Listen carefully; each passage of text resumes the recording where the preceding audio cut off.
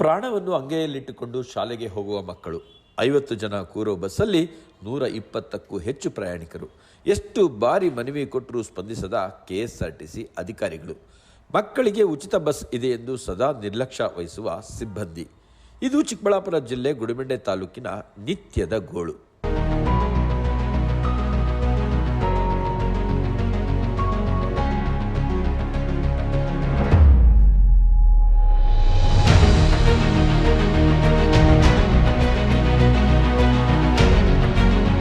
ಸರ್ಕಾರ ಉಚಿತ ಶಿಕ್ಷಣ ಘೋಷಣೆ ಮಾಡಿದೆ. ಆದರೆ ಮಕ್ಕಳು ಉಚಿತವಾಗಿ ವಿದ್ಯಾಭ್ಯಾಸ ಪಡೆದುಕೊಳ್ಳುವ ಸಾರಿಗೆ ಸಮಸ್ಯೆಯನ್ನು ತುಂಬಾನೇ ಎದುರಿಸುತ್ತಿದ್ದಾರೆ.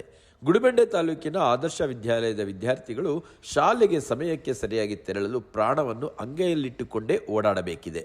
ಒಂದೇ ಬಸ್ನಲ್ಲಿ ಸುಮಾರು 120ಕ್ಕೂ ಹೆಚ್ಚು ಮಂದಿ ವಿದ್ಯಾರ್ಥಿಗಳು ಪ್ರಯಾಣಿಸಬೇಕಿದೆ.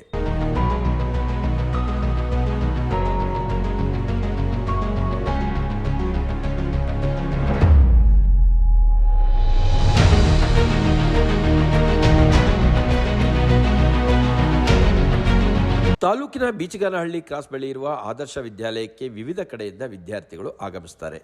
ಆದರೆ ಶಾಲಾ ಸಮಯಕ್ಕೆ ಇರೋದು ಒಂದೇ ಬಸ್ಸು. ಈ ಮಾರ್ಗದಲ್ಲಿ ಸಂಚರಿಸೋದು ಕೂಡ ಒಂದೇ ಬಸ್ಸು. ಈ ಬಸ್ನಲ್ಲಿಯೇ 120ಕ್ಕೂ ಹೆಚ್ಚು ವಿದ್ಯಾರ್ಥಿಗಳು ಪ್ರಯಾಣಿಸಬೇಕಿದೆ. ಅವರ ಜೊತೆಗೆ ಈ ಸಮಯದಲ್ಲಿ ಓಡಾಡುವಂತಹ ಸಾರ್ವಜನಿಕರು ಕೂಡ ಸಹ ಸಂಚರಿಸುತ್ತಿದ್ದಾರೆ. 60 ಆಸನಗಳ ಸರ್ಕಾರಿ ಬಸ್ನಲ್ಲಿ ಅದಕ್ಕಿಂತಲೂ 2 ಪಟ್ಟು ಹೆಚ್ಚು ಜನರು ಪ್ರಯಾಣಿಸಬೇಕಾದಂಥ ಅನಿವಾರ್ಯತೆ ಎದುರಾಗಿದೆ. ಇದರಿಂದಲೇ ವಿದ್ಯಾರ್ಥಿಗಳು ತುಂಬಾನೇ ಸಮಸ್ಯೆಯನ್ನು ಎದುರಿಸುತ್ತಿದ್ದಾರೆ. ದಿನ ಬೆಳಗ್ಗೆ ಗುಡಿಬಂಡೆಯಿಂದ ಬೀಚಗಾನಹಳ್ಳಿ ಕ್ರಾಸ್ ಆದರ್ಶ ಶಾಲೆಗೆ ಗೌರ್ಮೆಂಟ್ ಬಸ್ಸಲ್ಲಿ ಬರ್ತೀವಿ. ಮೊದಲು 9 ಗಂಟೆಗೊಂದು 9:15ಗೆ 2 ಬಸ್ ಇರ್ತಾ ಇತ್ತು. ಆದರೆ ಈಗ 9 ಗಂಟೆದು ಕ್ಯಾನ್ಸಲ್ ಮಾಡಿದ್ದಾರೆ. 9:15 9:45 ಬರ್ತಾ ಇದೆ.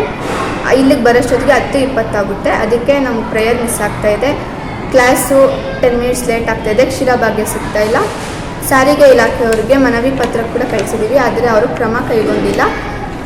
ಹೀಗೆ ಆದರೆ 4 ದಿನದಲ್ಲಿ ಪ್ರತಿಭಟನೆ ಮಾಡಬೇಕಾಗುತ್ತದೆ.